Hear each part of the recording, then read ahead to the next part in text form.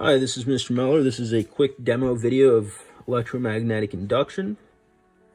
All right, so to get started, what is electromagnetic induction? It's the process of inducing a current through a conductor by moving the conductor through a magnetic field or by moving a magnetic field past a conductor. All right, so what does that mean? So if you change a magnetic field in the presence of a conductor, like a piece of wire, then you will induce a current. All right. Before we get into the meat of that, we're going to give an example or demonstration of that. What we talked about previously was we created electromagnets. We know that if we put current through a wire, then you create a magnetic field. So these were the electromagnets that prior student had created. We have our coils of wire. If we connect it to a battery like so, then we will generate magnetic field. We will get essentially we will get an electromagnet. All right, and so to show that off, here we have our compass. The compass needle is magnetic itself. So if we take a bar magnet, we can see that the compass moves in response to being attracted to that. All right, then we take our electromagnet, which is hooked up to this battery, and we can see that the compass itself will move as a result of the magnetic field lines that are coming out of this electromagnet. All right, so we know through that experiment that we can go from current electricity and create a magnet, create an electromagnet.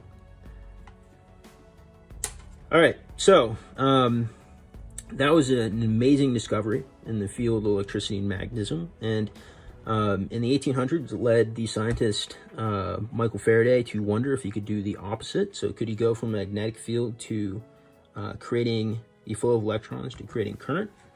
So we're going to demonstrate one of his experiments. Keep an eye on this compass right here in the bottom right hand corner. I'm just going to move this bar magnet up and down. You can see that we're quite far away from the compass, therefore the force of attraction from this bar magnet is quite weak. It drops off exponentially the further away you get. All right, and so we are not seeing the compass move. All right, and so what we have here, if you were to just look at the right side of this circuit, that will look just like our electromagnet circuit, so just like this one. But in this case, we're not using a battery. So we want to see that if we change a magnetic field past a conductor, that we can create the flow of electrons. And that will be evidenced by our compass moving. All right, so here we have two solenoids, just like in this picture, two coils of wire. If I move this bar magnet up and down, what we should see is that this will generate a current. That current will cause this solenoid to create a magnetic field. That magnetic field will move our compass. And so previously, without this setup, we weren't able to move the needle of this compass. If Michael Faraday was right and we can induce a current by changing magnetic field past a conductor wire, then we should see the needle move. Let's find out if he was right. All right, so ever so slightly, you can see that our needle is moving. Holy cow, that is incredible. All right, let me just prove again. I'm going to take away our solenoids.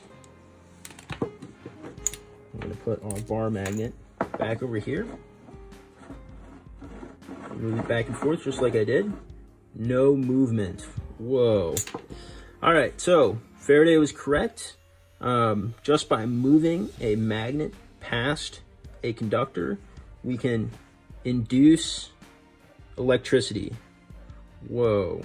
All right, that is seriously cool. All right, so what are the applications? Well, this is the way that we create electricity for society. If we move a magnet past wires, then we can create the flow of electrons.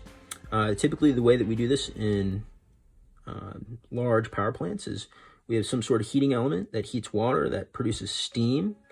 That steam moves a turbine. The turbine is connected to the shaft of the generator. That shaft of the generator has coils of wire on one end, the other end.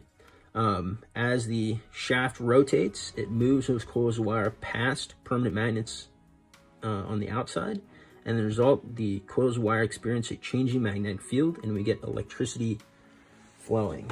All right, so we're going to demonstrate that very quickly because we're going to move on with our lesson. Here I have a hand crank generator and an LED, and we know from experience that if we put current electricity through an LED, it should light.